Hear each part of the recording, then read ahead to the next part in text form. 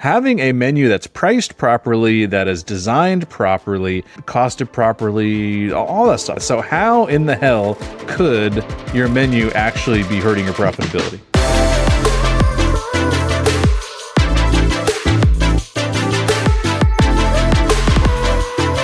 Welcome back, guys, to the Restaurant Growth Accelerator. I'm your host, Andrew Scott, multi-unit location owner for almost 20 years.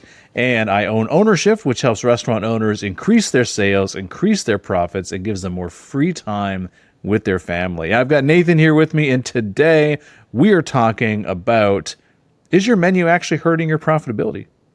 Scary thought. Is what you're selling keeping you from making money? I mean, it's kind of as simple as that, right? Yeah. Well, I mean, at the end of the day, we're here to make money, right? We got into this business to make money. I mean, most of us got into this business to make more and work a little less, but most restaurant owners end up working more and making less, and we're on a mission to change that. So having a menu that's priced properly, that is designed properly, costed properly, all that stuff. So let's dive into that. So how in the hell could your menu actually be hurting your profitability? Well, there's a few different ways. I know in a lot of these podcasts we've talked about, pricing. So we'll touch base on that. But I think one of the things I wanted to bring up for this topic first is, how are you executing this menu, first of all? And it's something that people don't think about. And I think it's a very big issue for a lot of operators. And what I mean when I say that is something as simply as, the processes or the products that we're bringing in to make this menu, are they appropriate to your business model? Are they adding value? And what I mean by that is, here, I'll give you an example, because this might be the best way to illustrate it. So years ago in my restaurants, we used to make Alfredo from scratch, number one. So we took great pride in our restaurant being a totally from scratch restaurant. We make everything totally from scratch. Sounds really great, right? Very prideful thing to say. So we invested labor into training people how to make Alfredo sauce, right? Which required a lot of work. There was cooking, there was processing, there was cooling, there was seasoning, there was storage, there were dishes that needed to be done, and a very significant investment into training. Now, there were problems with doing this because we had a very specific recipe for our Alfredo. It was, hard to execute. It was hard to train, and not one person made it. Maybe 2 to 3 different people made it. So there were often consistency issues or storage issues.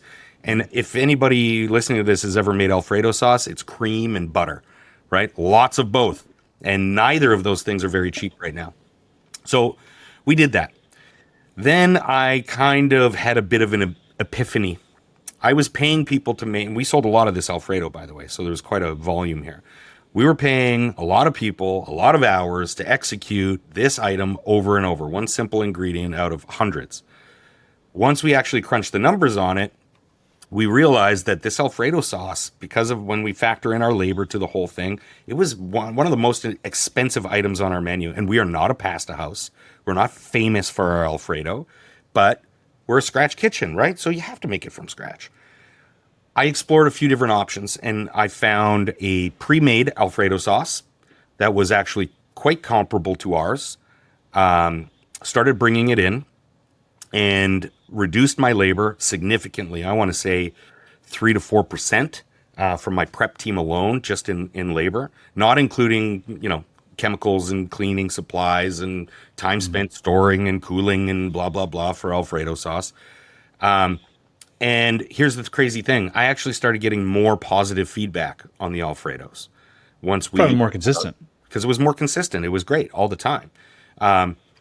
Here's why I share this. So without going through the whole story and the whole learning on it, is often the menu that we're executing, we might hang our hats on a certain point, right? I've had operators tell me they make their own ketchup. They make their own mayonnaise. They make it from scratch. If the customer doesn't know the value or doesn't feel the value that you feel, so if you bring your pride into it and say we make it from scratch, but they don't say something like it's the best Alfredo in the city or this is the best mayonnaise I've ever had, their ketchup is the bee's knees. If they're not saying those things, stop spending time, energy, and labor and dollars across the board to make these things. Because here's my point, though, on all of that. So we went through a lot of Alfredo sauce, don't get me wrong. but I would never get a break on my cream pricing or my butter pricing from the USDA, as an example. They're never going to say, you go through so much cream, here's better pricing. It's not going to happen. When I moved to this pre-made Alfredo, which took me a long time to find the right one, by the way, but when I moved to it, I'm getting that now from a manufacturer. That manufacturer, though, so as I was building volume from them, they were able to give me a price break because I was buying more cases of their Alfredo sauce. So now I reduced my labor costs. At first, the Alfredo sauce was actually slightly more expensive than the finished prep product, but I saved way more in cleaning supplies and labor and so on and so forth. Then I went back to the manufacturer and said, I'm buying, 10 cases a week of this Alfredo sauce. What can you do for me? And they gave me a price break. Then I was able to go back to my distributor of that sauce and say, I've got 10 cases a week of just this one product on your truck. I want a price break. And they gave me another price break on the case volume. So I guess my point to all of this is if you are hanging your hat on the wrong hook when it comes to what you're producing to make your menu, you can find that as being a less than profitable option, even if it sounds and feels prideful and profitable at the very beginning. So just from a consumer perspective for a second, I go to this one restaurant and it's been featured on like You Gotta Eat Here and stuff like that. And so I go in and they do this homemade ketchup. I hate it. Every time I go in and I'm like, man, I wish like they just had some like normal ketchup, every time. And you just got me thinking like they put time and effort into making that and for what? Right? Some people might like it, but like that's not the reason I'm going there. I'm going there because they've got like these cronuts, which are amazing. So anyway, that's why I'm going there. So like on that thing that makes a difference, yeah, focus on it. But like, are you? And this is the same thing we talk about business in general. Like, are you focusing your times on the wrong thing? Right? Like, how much time and effort are you putting towards the wrong stuff that doesn't move the needle? And if there's a way to do it cheaper, faster, or better, or whatever, do it, right? Because I'm of the vantage point in business that I am married to the result that I'm looking for. I am married to the result and the goal that I have. I am not married on how we get there. So if that means we have to go over here and do this thing over here, if that means we have to change our onboarding process, or if we have to change our production process, or if we have to change our service process, I don't really give a shit. I care that we get to the goal that I'm looking for. And so I think that is what has allowed me to be nimble in business and actually be fairly open-minded. And I say open-minded because let's face it, everyone who knows me knows that I'm, fairly stubborn, as most restaurant owners are, because it's the only way I've managed to make it through all the crap that we had to go through to get to this point. But having said that, I have since learned that I need to be married to the result and not to the journey to get there. And I think that's been a huge shift for me. So this is great. I actually had not thought of that prior to this conversation. So I really appreciate you mentioning that, because then you get so much leverage in talking to your distributor. Because there's the raw products; those aren't going to change. Nope. Right. But let's face it, your kitchen was just less efficient than a manufacturer was at doing it. Yeah. And guess what? You know what does change? Your labor prices or costs, right? Minimum wage doesn't ever go down, does it? So that you're just in a non-viable, non-sustainable product prep position, just to stick with the alliteration on that. So that's one thing to think about with your menu. So if there are things, if you go back and you look at, let's just say your kitchen prep, start with, the prep team that comes in and makes anything, whatever it is. If they are emulsifying their own mayonnaise in order to make Caesar dressing, if they are peeling their own potatoes, as crazy as that might sound, to make fries from scratch, ask yourself why.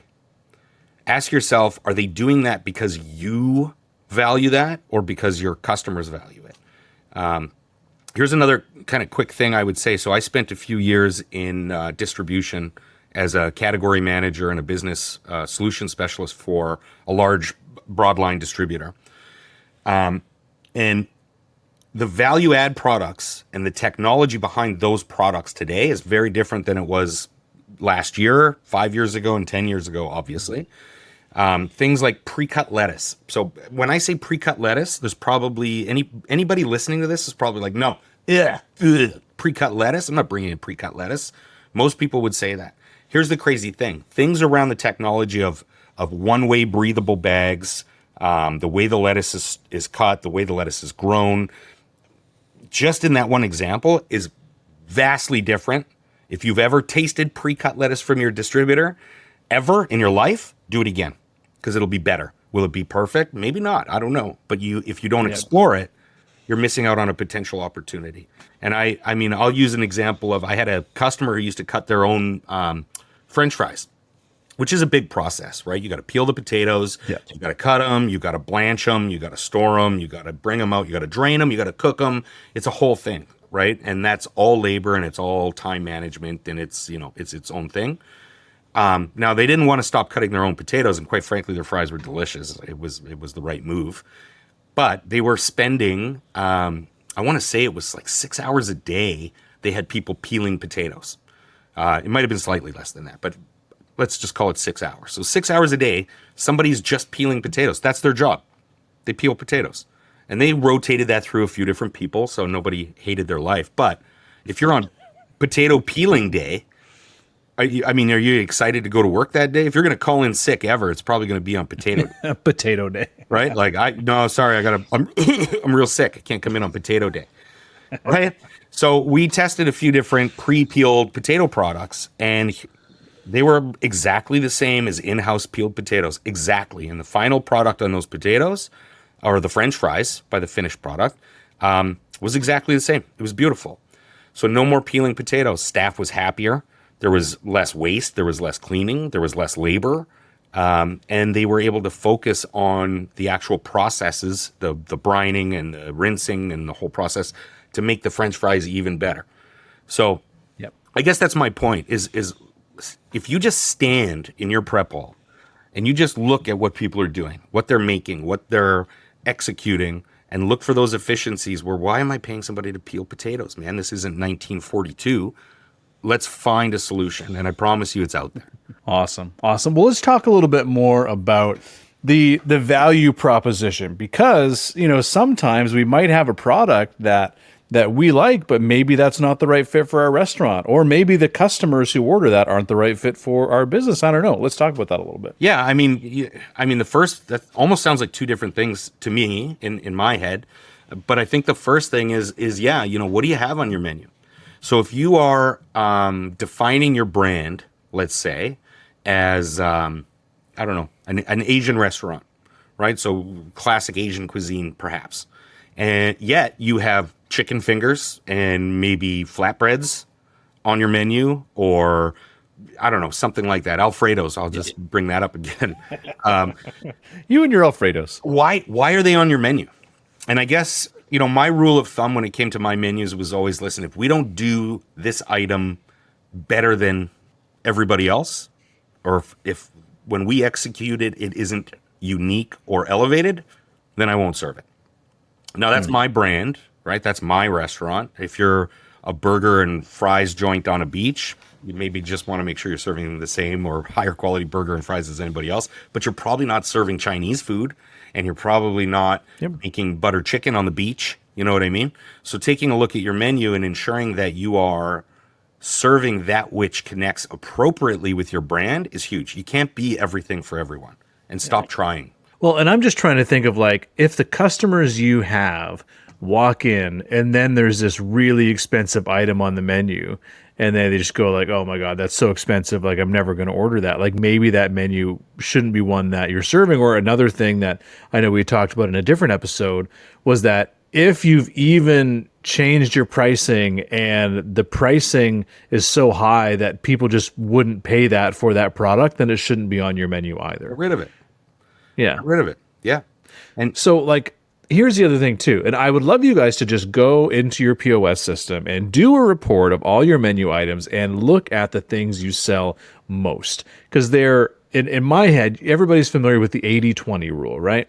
And it's basically talking about how the small 20% usually is what gives us 80% of the results. So the question for restaurants sometimes is I'm trying to think like, what's your 20%?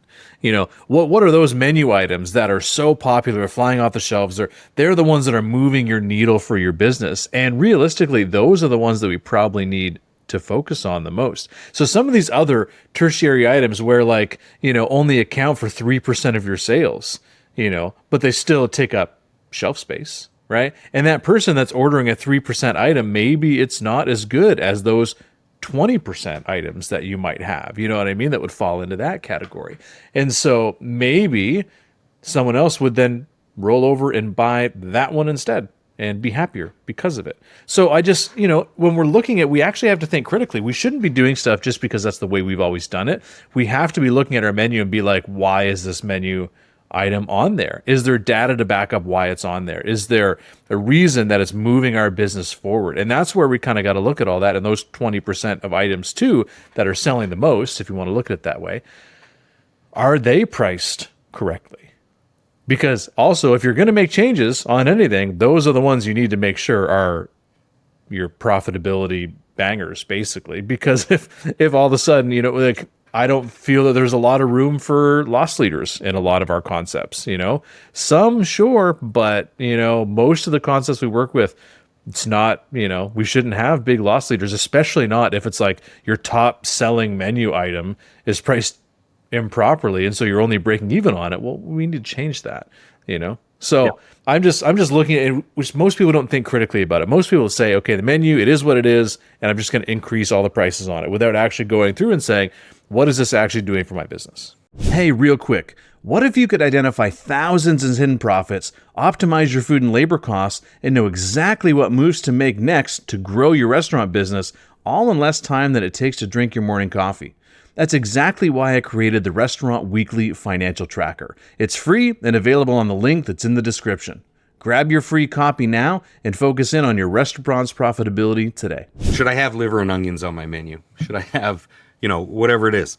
Get rid of it. If it's not popular and it's not profitable, and I know we're going to do one of these podcasts specific to, menu analysis, but I would just say this. So if you do a menu analysis and you identify your stars, and I'll say it this way, stars are profitable and popular. So we sell a lot of them and they make us money, right? Workhorses are popular, but not profitable. So we sell a lot of them and we're nervous to take something like that off the menu because it's so popular, but it's not as an average as profitable as, let's say, other dishes. So that's a workhorse. My favorite category is puzzles. So puzzles are items that are not popular, but they are designed to be profitable. So we don't sell a lot of them, but when we do, we make some money off of them. So how do we sell more of them? How do we sell more of them, right? That becomes a little bit of a marketing conversation. And then we look at things like dogs. So dogs are those items that are, and I'll say this, every menu has a dog. Every menu has a dog. If you don't think you have a dog, you're wrong. I'm just going to throw that out. And we can find out how we decide or figure that out. But a dog is not profitable and not popular.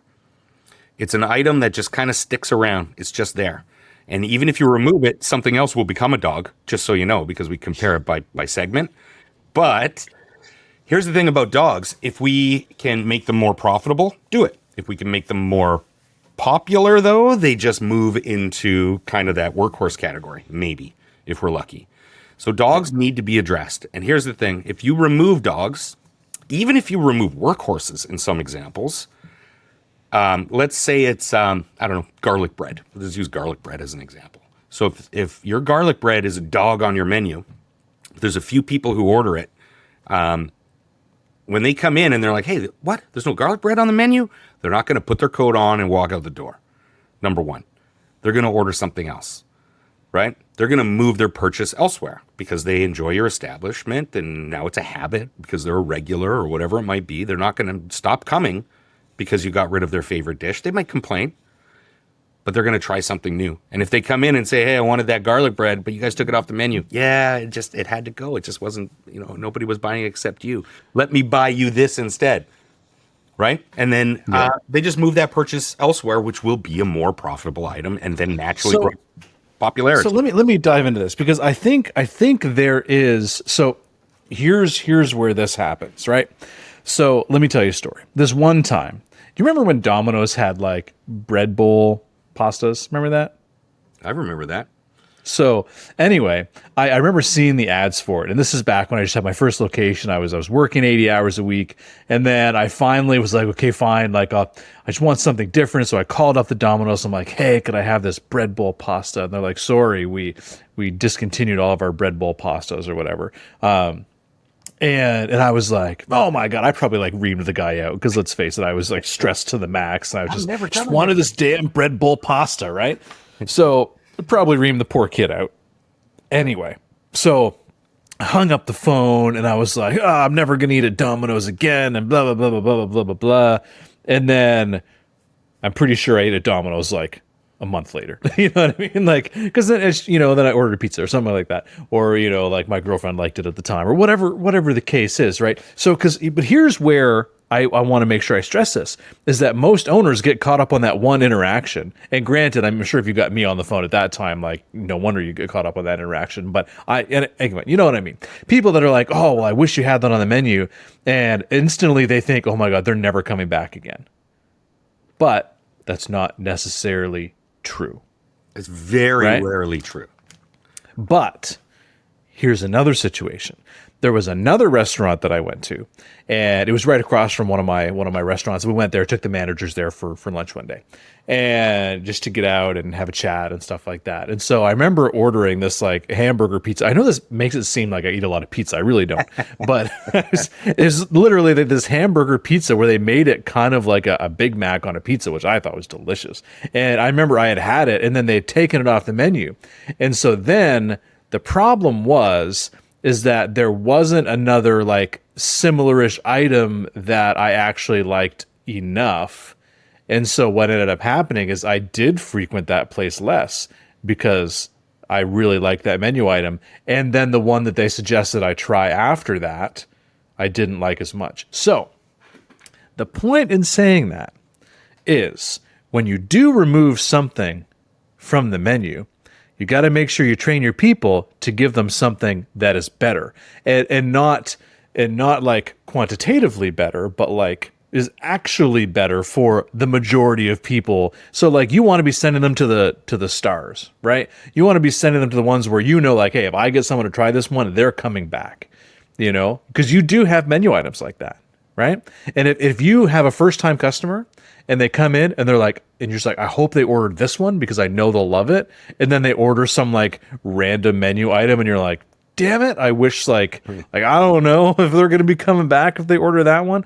You know what I mean? So like you need to make sure you train your people to, when that conversation does come up, give them something that is the most popular, right? Because they will probably like it. And had that person given me something else that I would have liked better, I probably would have then frequented them more again. Now, I'm not going to say I've never went back there because I have, but I have went there less.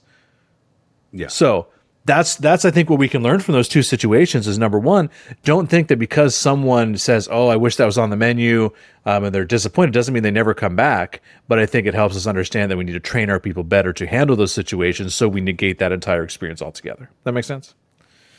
Yeah. Yeah. And listen, if you have an item, so like you said, oh, I don't know if they're going to come back if they order that. If you honestly feel that way, get rid of it. Why the hell is it on there? Get rid of it. Or train it better, whatever it might be. Okay. Yeah. So let's dive into a little bit more stuff because we're talking about how your menu could be hurting your profitability.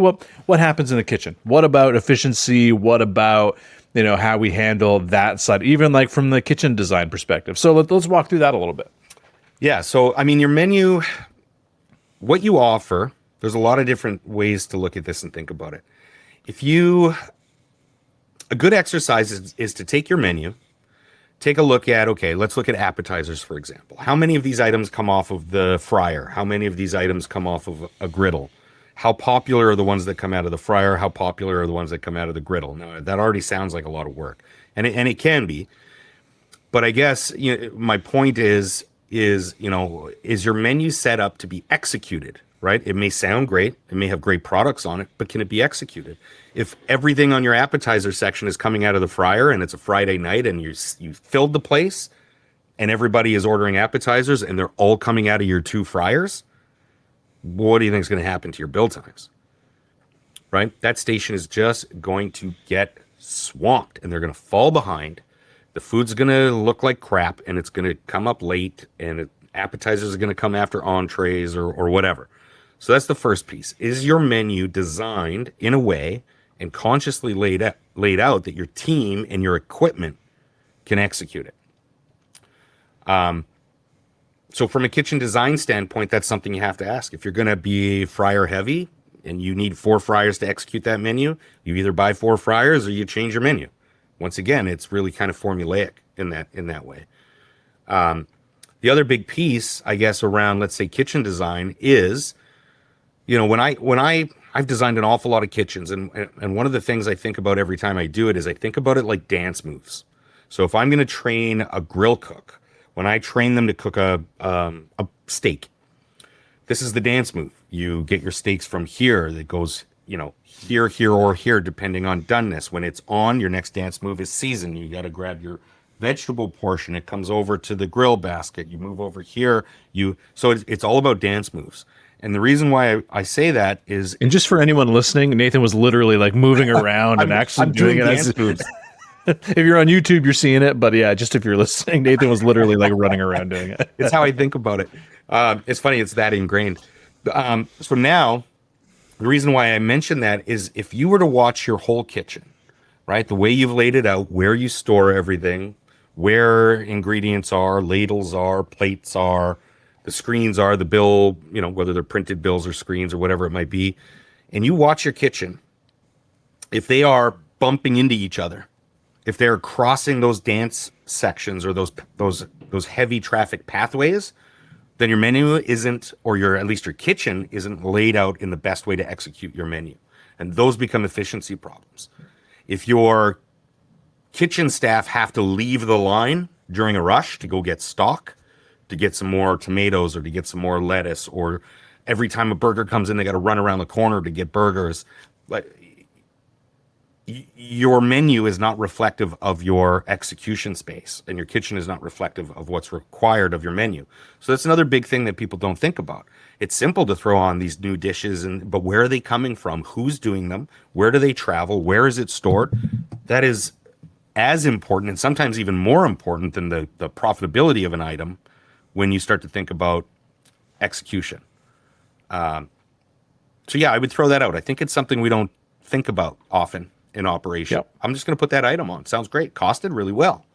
But if you can't execute it, it also doesn't belong on your menu.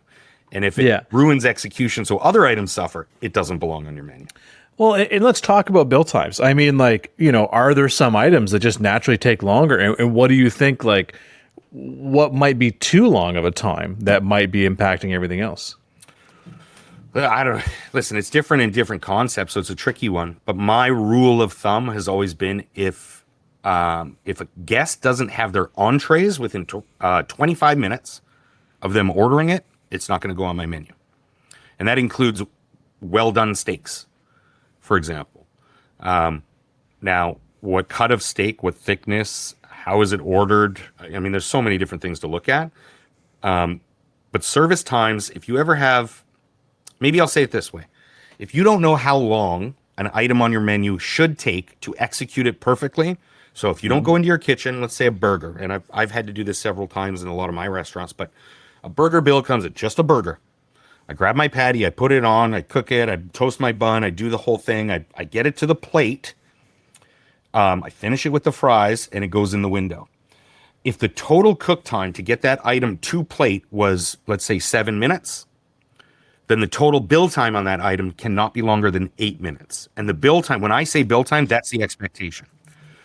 So anytime somebody orders a burger, 8 minutes from the moment that bill comes into the kitchen, 8 minutes from that moment, that burger will be in the window. And that's the promise the kitchen has to make for execution. If it's whatever, ribs, maybe that's 15 minutes. If it's a steak, a well-done steak, it might be 20 minutes. Now, if that steak is matching the burger, and that bill comes in and we fire the steak and the burger at the same time, what's going to happen to that burger? You got problems. Yeah, it's going to burn or be cold, one of the two, or the steak's going to be undercooked. So there's a whole process, and when we know what the build time expectation for every item is, Then we know how to coordinate it. Now, coordination might be a different thing when it comes to us really talking about is the menu hurting your profitability. But back to the kitchen design and layout and the training, if your menu has a broad spectrum of build time expectations, so like the 25-minute down to a 2-minute appetizer maybe, that's a menu issue because those are the dishes. And if you haven't trained the staff or built kitchen for efficiency and coordination, then your menu is going to hurt your profitability because the quality of your product is going to drop and people will stop coming. So initially when we started talking about this, I was like, your menu hurting your profitability. Sure, it can hurt in a few ways, but there's honestly quite a few ways. And a lot of the stuff we talked about is stuff that most restaurant owners don't think about regularly. I'm sure there's things that, we just do it because it's the way it's always been done. We do it because, we saw it was profitable or popular somewhere else. I shouldn't say profitable. And so we do it with our restaurant, and we do the stuff in the kitchen, and we just do it so often, and we get into the weeds that we don't really take a step back and think about, should this menu item be on my menu at all? Does it make sense? Is it one of the ones that's going to be setting me up for profit? And we really don't take the time to think about those things and actually analyze what's going on in our own menu. Then again, I will repeat it again. If you have an improper menu where you're not priced properly, no amount of marketing, no amount of cutting labor, no amount of vendor negotiations, no amount of anything else that you can do will get you to the maximum profitability. It's almost like you're starting a race when you've just chopped off your foot. Yeah, you're probably not going to place in that race. Well, I mean, you're not gonna. I've got a buddy that's going to be running the London Marathon here, and I'm just like, yeah, you chop off his foot before a marathon. He's not making it very far, and so that's kind of what a lot of restaurant owners are doing, or they're still running with like one of those potato bags, like a 3-legged race. It's like you're doing that, you're just making things harder unnecessarily on yourself. And we just don't take the time to think about it. And is this, just because it's the way you are doing it, does that mean it's the way you should be doing it? And most of us don't take the time to ask that question. Yeah. And then ask yourself, I could talk about menu pricing all day. But I do, you brought up the point that we're talking about things that maybe people don't think about. And that's my favorite, because if you already know the answer to something, your odds are, if you're focused on it, you're going to do something about it. But these are the things that we don't think about, right? I had a client who they were a sandwich shop, and they did their own meats, but here's the problem: they were crazy busy. So for an hour of service over lunch, they would do 1,200 covers, but their bill times were going up to an hour and a half for a sandwich, right? So for a sliced meat sandwich. Now these are great sandwiches, don't get me wrong, and they would still be lined up out the door. But the problem is that an hour and a half, somebody's well out of their lunch break by then. You know what I mean? And when we started to look at their kitchen layout, so their product, amazing, but their kitchen layout was not built for efficiency. And in fact, they were slicing meat to order. So their most popular item, I want to say they sold 600 or 700 of them during each hour of lunch service, but they didn't have any of that meat sliced going into service. Their whole thing is we slice it to order. And my question to them was, why do you do that? Right? Like, I mean, is this a warm meat, so it's going to lose fat and lose quality if you don't pre-slice it? And they're like, no, it's a cold meat. We could slice it before order, but our thing is we slice it to order. And I'm like, do you think that person standing in line for an hour and a half for a roast beef sandwich is like, oh, it's totally worth it because it's sliced to order?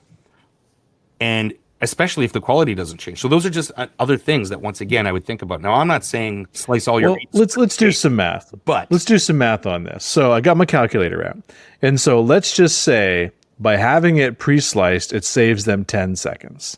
Right? So 10 seconds. And let's say in that time, you said there's 1,200 covers, say in that peak. Let's say, a quarter of them. So it's 400, or no, that's a third. Basically, let's say 400 of them are the one that ordered this, right? So 10 seconds times 400 gives us 4,000 seconds. So that shaves 66 minutes off, right? So you could save 66 minutes just by doing that. That's the math on it, right? And so people might think, oh, well, 10 seconds is not very much. In that situation, that's a lot. Oh, seconds are everything in a production kitchen, ladies and gentlemen. And if you don't believe that, I'm here to tell you you're wrong. Seconds are everything. Yeah. So if we think about it that way, yeah, I mean, how can you set yourself up? I mean, even for me, when we knew we were going to a lunch rush, we spent a lot of time making sure we were rush ready. We would do everything in advance that we possibly could do in advance, right? Because every second mattered. And if we delayed 3 minutes because we had to run back to the walk-in to get something to bring up to the line, and that took us 3 minutes. Well, that 3 minutes, you just elongated almost everybody's wait time by that 3 minutes almost. You know what I mean? If there's a bottleneck in your line. So it's like, yeah, we need to be careful of all of that stuff. And so when we're talking about menu items, yeah, are you set up to be efficient? Does it make sense? These are just great things to think about. So this has been good. I like it. And I hope you guys are thinking about some different things today as we talk through it. And so look at your menu more critically, right? Because at the end of the day, we are here to make more money and to grow our businesses and spend more time with your family. And if you have the wrong menu items, if you're priced improperly, if you're not set up for success that way, it's always going to be keeping you being drawn back down to your business, right? Because the thing we have to learn is that you will stay in the same place in your business until you learn the lesson that you're supposed to learn to move on to the next level. It's like a video game. You got to beat the boss before you go to the next level, right? And so most of us stay stuck for years trying to battle this same thing, and we never seem to make it through because we haven't learned that lesson. And so maybe for some of you guys, these are the kind of lessons that you need to learn to be able to move your business forward. So I hope you take this to heart. I hope you start asking yourself some of these critical questions, and we'll see you on the next one. Thanks, guys.